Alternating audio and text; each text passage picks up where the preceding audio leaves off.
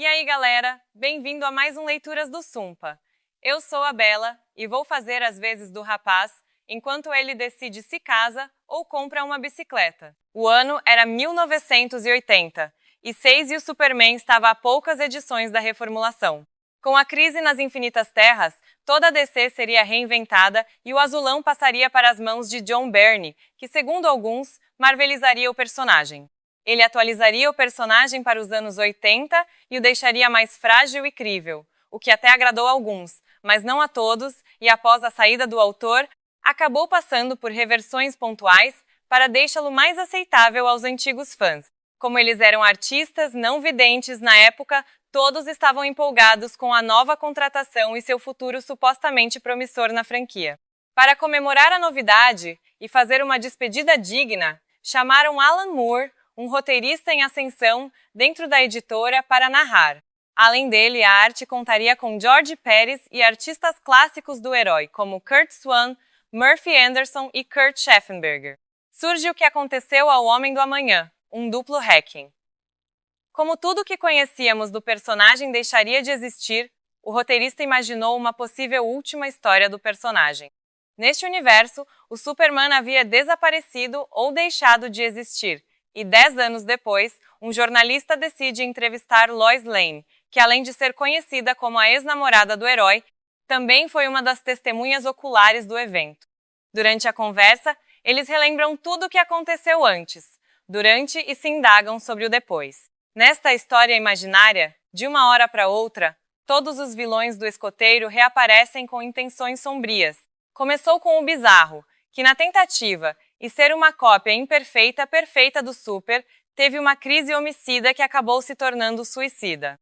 A seguir, uma horda de metalos invade o prédio do Planeta Diário e, por fim, sua identidade secreta é revelada por bonecos seus criados pelo Galhofeiro e pelo Homem-Brinquedo. Com essa amostra, Kal decidiu deixar Clark para trás, mantendo apenas sua identidade super-heróica. Em meio a todo esse rompante, nosso herói ainda precisa esconder todos os seus coadjuvantes dentro da Fortaleza da Solidão para protegi-los de uma versão do Brainiac que utiliza o corpo de Lex Luthor como hospedeiro. Entrincheirados, eles são forçados a enfrentar o maior desafio de suas vidas. E o Super recebe ajuda de coadjuvantes famosos da época como Supermulher, Vartox, Legião dos Super-Heróis, Krypto. Teve até uma versão adolescente da Supermoça que havia morrido na crise. Em meio a uma batalha de vida ou morte cheia de baixas como Krypto, Jimmy Olsen e Lana Lang, eles sequer perceberam que aquilo não passava de um plano muito bem orquestrado de um inimigo oculto. A sementinha do mal era, na verdade, o Sr. Mix PTLQ, que até então era tido como uma chateação, um duende traquinas da quinta dimensão. Numa reviravolta até então imaginável, descobrimos não só sua verdadeira aparência, como suas verdadeiras intenções. Para vencer o vilão, Kal fez o sacrifício supremo. A história tem uma pequena reviravolta quando, durante a entrevista, conhecemos o marido e o filho de Lois.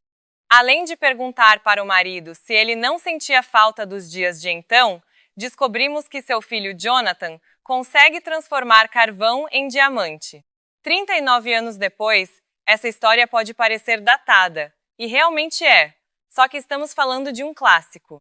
Criada para ser o elo perdido entre a Era de Bronze e a Era Moderna, o que aconteceu ao Homem de Aço foi a canção do cisne não só de uma linguagem, mas da infância do personagem.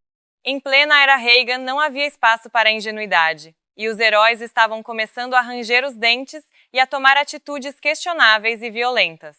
Ainda que a arte antiga e dura remeta aos tempos áureos do personagem, o roteiro deixava claro que os tempos eram outros.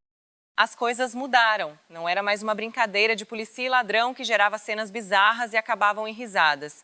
Tudo agora era muito adulto e cheio de consequências.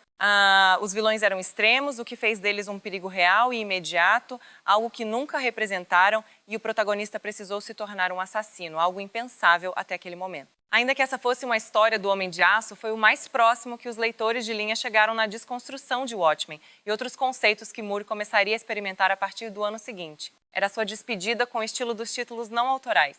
Uma verdade, ainda que a intenção fosse homenagear a Era de Prata do personagem, Curt Swan foi uma péssima escolha.